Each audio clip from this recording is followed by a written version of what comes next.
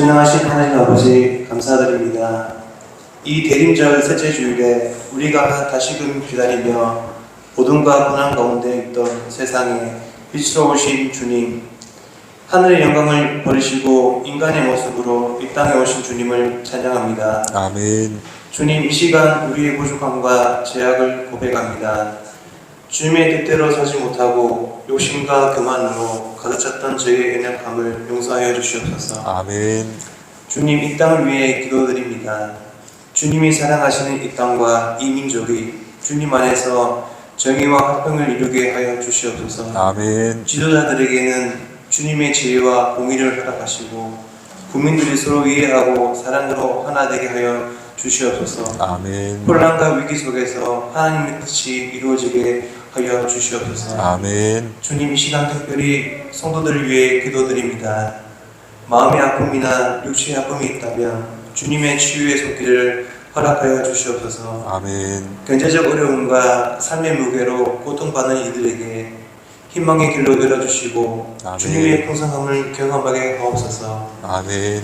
말씀 전하시는 목사님께도 성령의 권능을 부어주시고 그 말씀 따라 살아갈 수 있도록 은혜를 더하여 주시옵소서. 아멘. 예배를 통해 주님을 깊이 만나고 우리의 영혼이 새 힘을 얻어 세상으로 나아갈 수 있도록 이끌어 주옵소서. 아멘. 주님, 대림절인 이 12월 달에 믿지 않는 이들에게 복음이 전파되기를 간구합니다. 아멘. 주님의 빛을 보게 하시고 구원의 기쁨을 누리는 영광을 내려 주옵소서. 아멘. 우리의 예배가 주님께 영광 되길 바라오며 이 모든 말씀 예수님의 이름으로 기도드리옵나이다. 아멘. 긍휼 주시는 하나님 말씀은 이사야서 9장 1절에서 7절입니다. 제가 봉독해 올리겠습니다. 전에 고통받던 자들에게는 흑암이 없으리로다. 옛적에는 여호와께서 스불론 땅과 납달리 땅에 멸시를 당하게 하셨더니 후에는 해변길과 요단 저쪽 이방의 갈릴리를 영화롭게 하셨느니라. 흑암에 행하던 백성이 큰 빛을 보고 사망의 그르진 땅에 거주하는 자에게 빛이 비치도다. 주께서 이 나라를 창성하게 하시며 그 즐거움을 더하게 하셨으므로 추수하는 즐거움과 탈취물을 나눌 때의 즐거움 같이 그들이 주 앞에서 즐거워하오니 이는 그들이 무겁게 맨 멍에와 그들의 어깨의 칙칙과 그 압제자의 막대기를 주께서 꺾으시되 미디안의 날과 같이 하셨음이니라. 어지러이 싸우는 군인들의 심과 피 묻은 겉옷이 불을 썩같이 살라지리니 이는 한 아이가 우리에게 낳았고 한 아들을 우리에게 주신 바 되었는데 그의 어깨는 정사를 메었고 그의 이름을 기묘자라 모사라 전능하신 하나님이라 영존하시는 아버지라 평강의 왕이라 할 것입니다. 그 정사와 평강이 더함이 부응하며 또 다윗의 왕자와 그의 나라에 군림하여 그 나라를 굳게 세우고 지금 이후로 영원히 정의와 공의로 그것을 보존하실 것이라. 만군의 여호와의 열심히 이를 이루시리라. 아멘. 금주는 대림절 세 번째 주간이 되겠습니다. 산상수훈 말씀을 잠깐 덮어두고 예수님에 대한 이야기 성탄절까지 나눠보고자 합니다. 예수님 이야기는 워낙 많이 우리가 들어서 다 잘 알고 계시지만 다시금 새겨보는 되새겨보는 그런 시간이 되었으면 좋겠습니다. 그래서 오늘 말씀의 제목은 빛 대신 예수님이라는 제목의 말씀 전하고자 합니다. 고대 그리스 철학자 중에 오리게네스라는 분이 계시는데요. 이분이 되게 기행을 위사하는 그런 분이라고 합니다. 이분이 낮에도 등불을 들고 다니시는 분이라고 합니다. 밤이 아니고 낮에도 등불을 들고 다녔는데 그 이유가 뭐냐면 이런 겁니다. 그분이 공중 목욕탕에서 쭉 나오는데 어떤 사람이 묻는 겁니다. 안에 사람이 많습니까?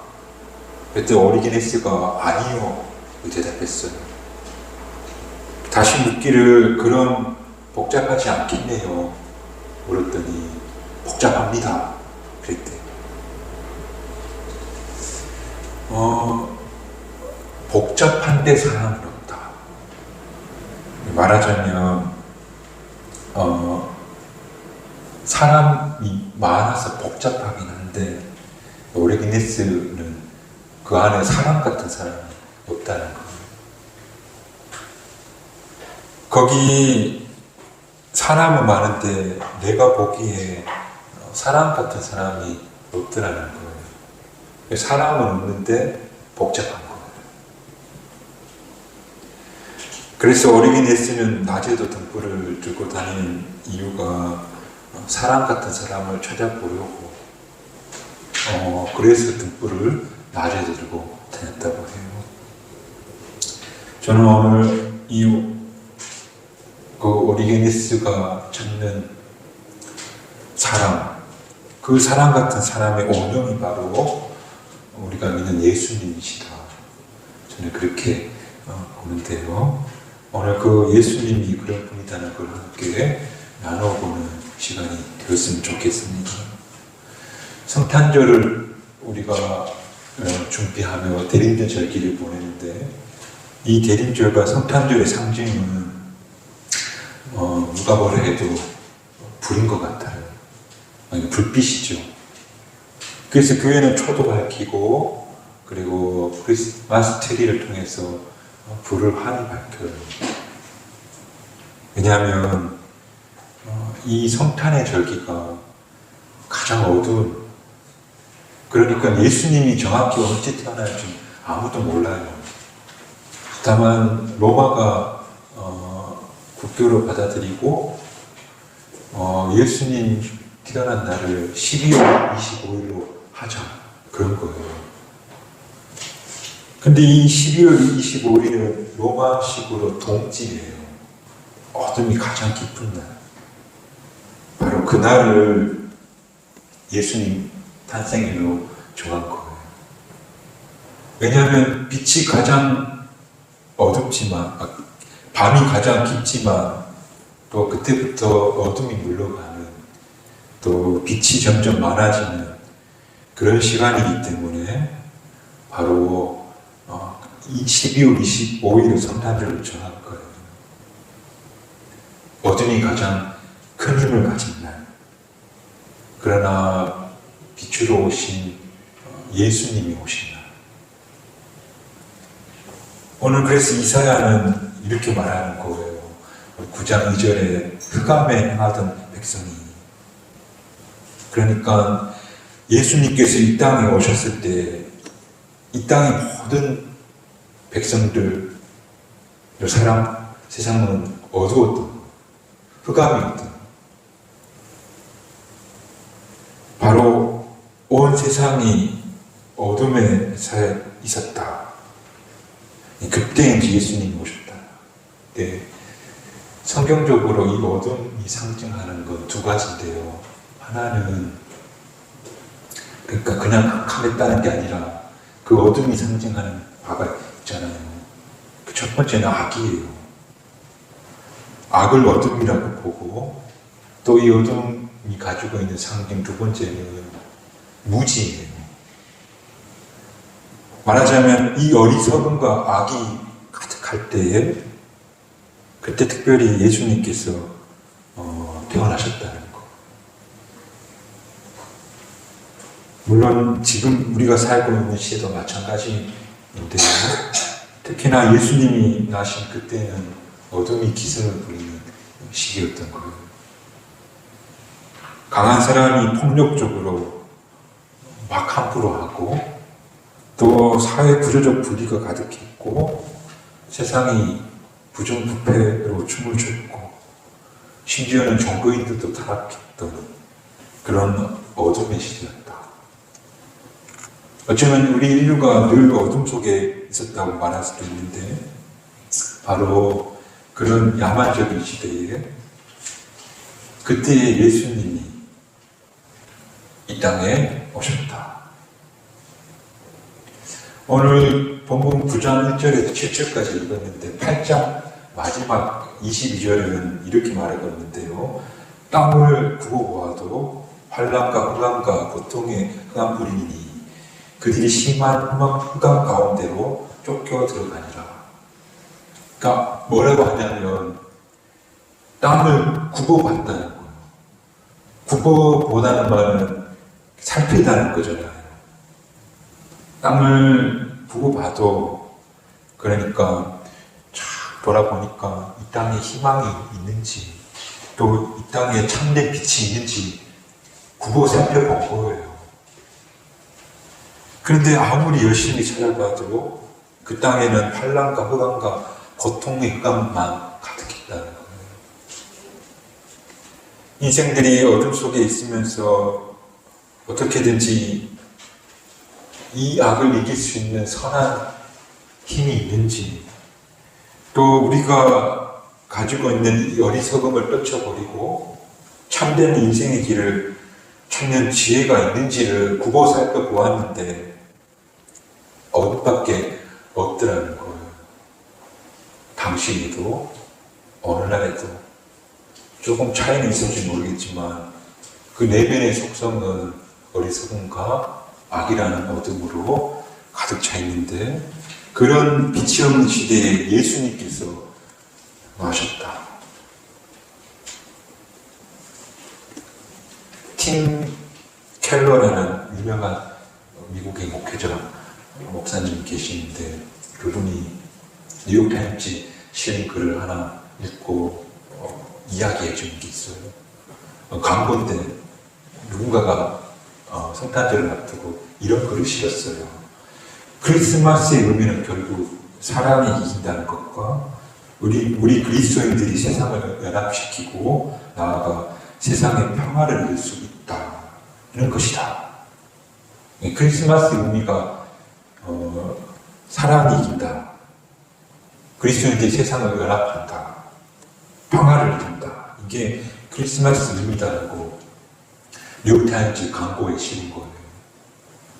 그리고 팀 켈러라는 목사님이 이 말에는 함정이 있다. 우리가 세상을 연합시키고 세상의 평화를 이룰 수 있다는 것은 어마어마한 착각이다. 그렇게 말하는 거예요. 이 말은 결국 우리 인간이 여전히 가능성을 포기하지 않고 있다는 그런 말입니다. 우리 인류가 21세기 들어와서, 제가 20세기 후반에서 21세기 들어와서 그 시대를 뭐라고 부르냐면 포스트 모더니즘이라고 해요. 포스트 모더니즘 하는 말을 우리가 종종 듣는데, 그게 무슨 말인가 하면 간단하게 이야기하자면 우리가 함께 동의할 수 있는 진리가 없다는 거예요. 그러니까 이제 저마다 각자 옳은대로 생각대로 살아갈 수밖에 없는 시대가 바로 포스트 모더니즘 시대라고 정의할 수 있는데, 왜 그러냐면 사람들 저마다 만들어낸 이념들 그리고 지혜가 우리가 더 나은 세상을 열어줄 거라고 과거에는 믿었어요. 그렇게 인간이 지혜와 신념이 세상을 더욱더 아름답게 만들 거라 그렇게 생각했는데 세계대전이 일어난 거예요. 1차, 2차. 그리고 냉전을 겪고, 그리고 인간이 아직도 서로 위협하는 그런 평화 없는 세상을 살고 있고, 지금은 더 나아가서 자연 세계도 파괴하고 있는 거예요. 말하자면 우리 모두가 저마다 삶을 옳다고 생각하는 대로 살아가는 게 바로 포스트 모더니즘인데, 그런데 우리는 아직도 인간의 미래가 희망적일 것이고 우리 사회가 희망을 향해 나아가고 있고 인류가 진보하고 있고 더 나은 미래를 기대하고 있는 사람이 있다면 그런 사람은 특이한 사람이에요. 요즘은 어떤 사상가도 어떤 철학자도 그렇게 전망하지 않아요.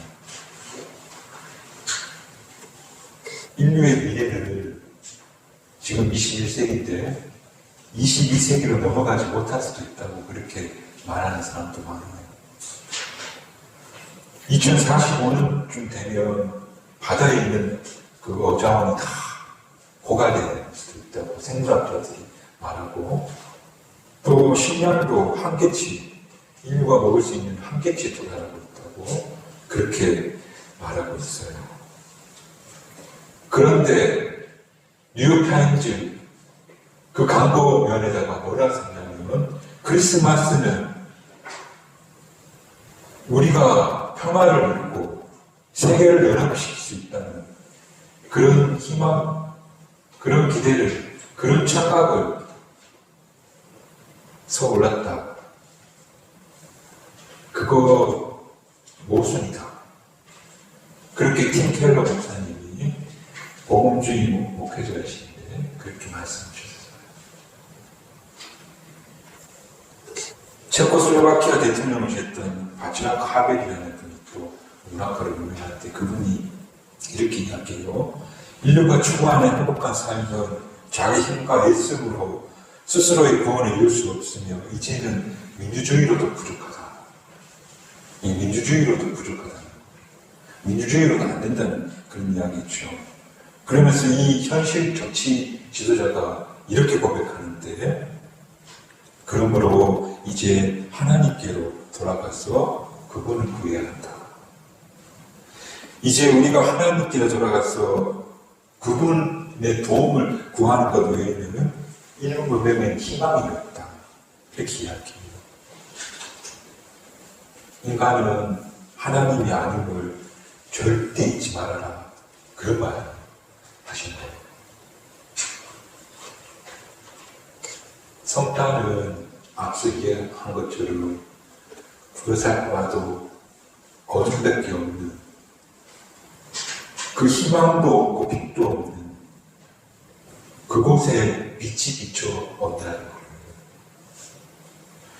성탄은 분명히 우리 안에 흑암밖에 없는 땅을 아무리 살펴보아도 흑암과 고통밖에 없는 그걸 발견할 수 없는 그곳에 희망의 빛 대신 바로 저 너머에서 비춰오는 빛이 있는데 그 빛이 바로 예수입니다.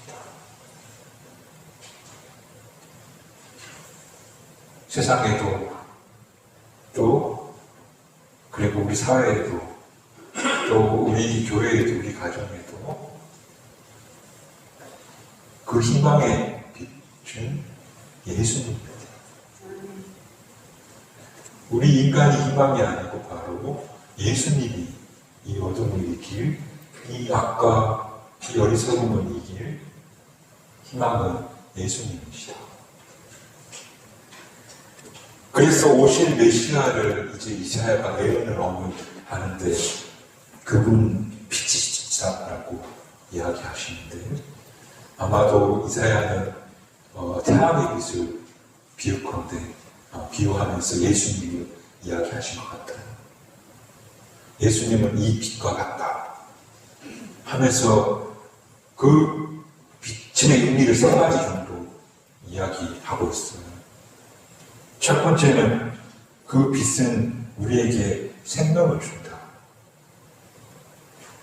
모든 그 동식물들은 태양빛 에너지 때문에 살아요.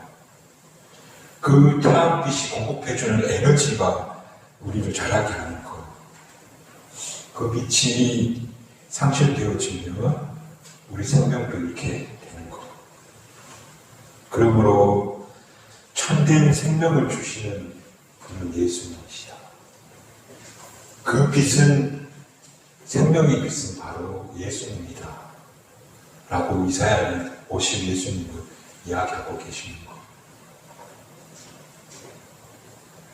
두 번째 또 빛은 우리에게 길을 비춰준다고 해요. 빛이 비춰야 비로소 우리가 가야 할 길을 분별하게 된다는 그런 말이겠죠. 한번 생각해 보세요. 우리 중에 아픈 사람이 있고 또 우리 중 사랑하는 사람이 상한 심령으로 사시는 분도 있고 또 우리 자녀들에 대한 염려와 불안도 있고 그리고 인생의 길을 찾지 못해 방황하는 사람도 있고요. 또 요즘처럼 경제가 침체되어서 점점 살아가는 일이 힘들다 느끼는 사람도 있고요. 그런데 나이는 점점 들어가는 거예요. 기력은 점점 빠지고 죽음이 다가오는 것이 느껴지는 거예요. 뭔가 다 포위된 듯한 느낌이 받을 때가 있잖아요, 사람은. 그런데 성경은 놀랍게도 단 하나의 출구가 있는데 그게 바로 예수다.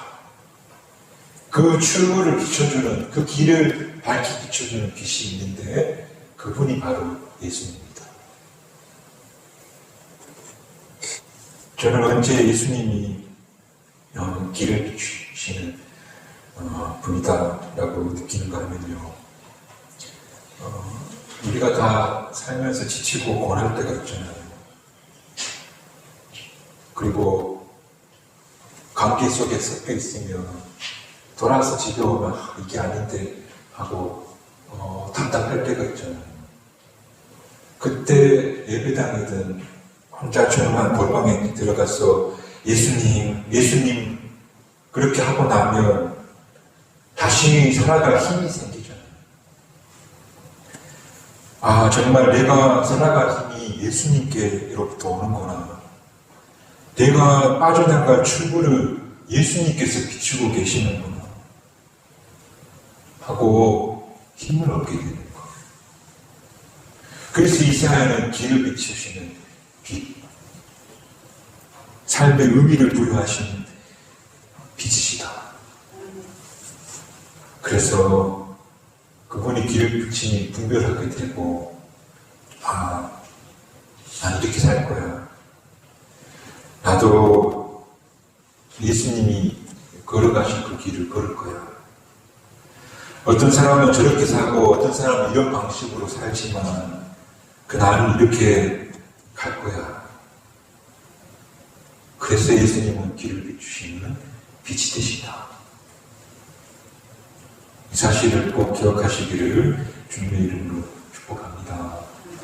그리고 그 예수님은 빛이신데 그 빛은 모든 아름다움의 원천이에요. 그러니까 모든 아름다운 것들은 그게 왜 아름답다라고 우리가 느끼냐면 그게 다 빛의 조화인 거예요.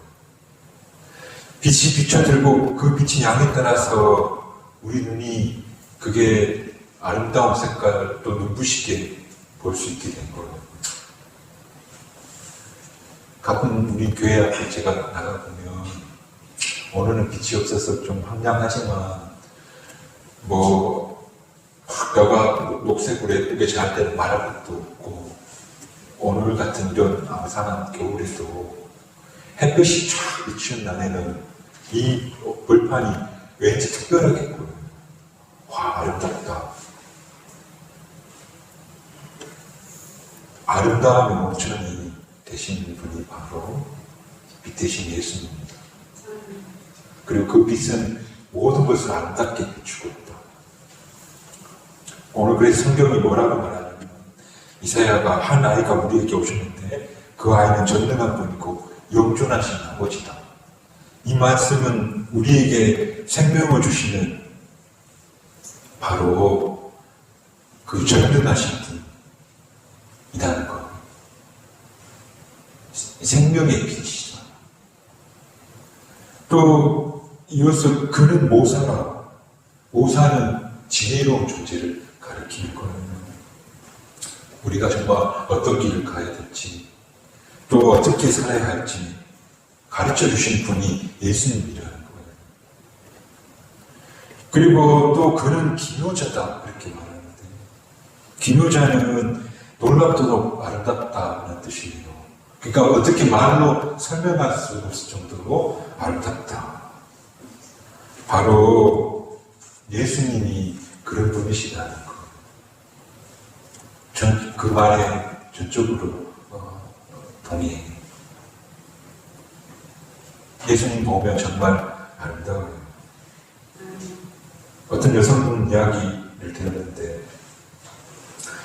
비유가 되는지 모르겠는데, 이분은 연예인 별로 좋아하는 사람도 없고 잘 이렇게 신경 안 쓰고 살았더라고요.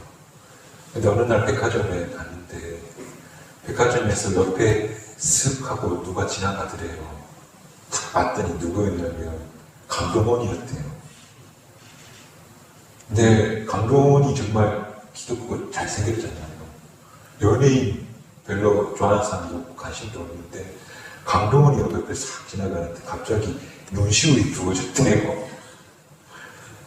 남성이든 여성이든 아름다운 걸 보면 사람 마음 감동을 받는 거예요. 저는요, 그냥 예수님이 실제로 본 적이 없지만 예수님 생각하면 그런 감동을 느껴요. 정말 예수님은 참 아름다운, 그래서 내 마음에 감동을 주시는 분이에요. 예수님은 빛이시다. 근데 그 빛은 정말로 우리에게 삶의 의미와 힘을 주시는 그런 빛이고, 그리고 그 예수님의 빛은 예수님이 우리가 걸어가야 할 길을 보여주시는, 비추시는 빛이시고, 또 예수님은 참 아름다운 그 살아온 이야기, 그분이 하신 말씀들, 정말 아름답다. 저렇게 살아야 되는데 하는 감동을 주시는 그런 분이시다. 그러므로 이 대림절 예수님 오시는 날을 기다리면서 우리가 예수님께로 더 가까이 나아갔으면 좋겠습니다. 예수님 하면서 기도의 자리로 나오기도 하시고, 또 성경을 읽으시면서 우리 예수님 하면서 점점 그분께로 가까이 갔으면 좋겠습니다. 물론 여러분 삶의 조건과 상황들 있는 줄 압니다. 어떤 분은 정말 어딘가 고통과 불안에 포위된 것 같은 삶의 무게가 있는 분도 있을 줄 압니다. 그럴 때일수록 그 삶의 의미를 부여하시는, 생명을 불어넣는 그 빛 되신 예수님, 우리에게 길을 가르치시고 또 정말 이게 아름다운 것이야라고 감동을 주시는 그 예수님으로 말미암아 저와 여러분의 인생이 더욱더 거룩해지고 빛나게 되기를 주님의 이름으로 축복합니다. 기도하겠습니다.